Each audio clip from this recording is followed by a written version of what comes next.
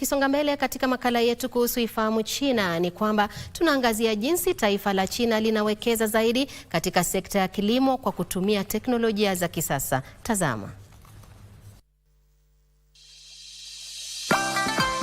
Na karibu katika kipindi cha Ifahamu China. Mimi ni Zakia Peng.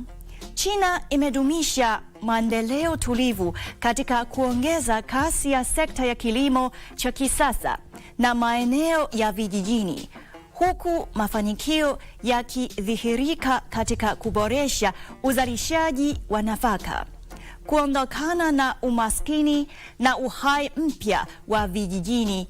Kwa mujibu wa takwimu rasmi, takwimu hizo zinaonyesha kuwa mavuno ya nafaka nchini China yameendelea kuwa zaidi ya kilogram bilioni 650 kwa miaka 9 mfululizo na yanatarajiwa kuzidi kilogram bilioni 700 kwa mara ya kwanza mwaka huu, licha ya kukabiliwa na majanga ya asili na changamoto nyingine. China imetimiza ongezeko katika uzalishaji wa nafaka katika msimu wa joto na mavuno tulivu ya mpunga wa mapema. Mavuno ya jumla ya nafaka yanatarajiwa kufikia malengo na kutoa msaada mkubwa katika kuweka msingi wa kuimarisha ufufukaji wa uchumi na kuchochea maendeleo ya ubora wa juu.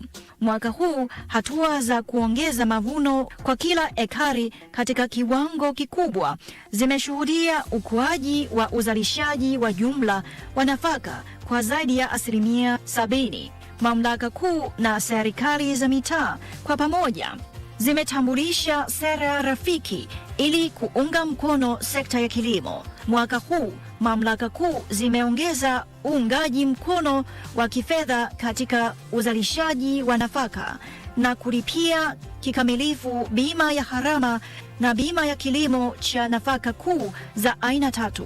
Bei ya chini ya mauzo kwa ngano na mpunga wa mapema aina ya Indica pia imeongezeka na kuwa na ushawishi mkubwa kwa wakulima kulima nafaka hizo. Mafanikio ya kiteknolojia yametoa mchango mkubwa katika uzalishaji wa nafaka. Trakta za maeneo ya milimani zimetumika katika eneo la kusini magharibi, huku zaidi ya seti milioni 2.2 za mashine za kilimo zilizo na mfumo wa uongozi unaotumia satellite ya Beidou zikitumika. Kiwango cha kilimo kinachotumia mashine ambacho kinajumuisha kulima, kupanda na kuvuna kimezidi 74%, huku nafaka kuu za aina 3 zikitimiza karibu matumizi kamili ya mashine katika mchakato mzima. Haya, kwa leo kipindi hiki kinaishia hapa. Katika kipindi kijacho nitaendelea kukuletea mambo mengine yanayovutia kuhusu utamaduni na jamii ya China. Asante kwa kuwa nami. Mimi ni Zakia Peng.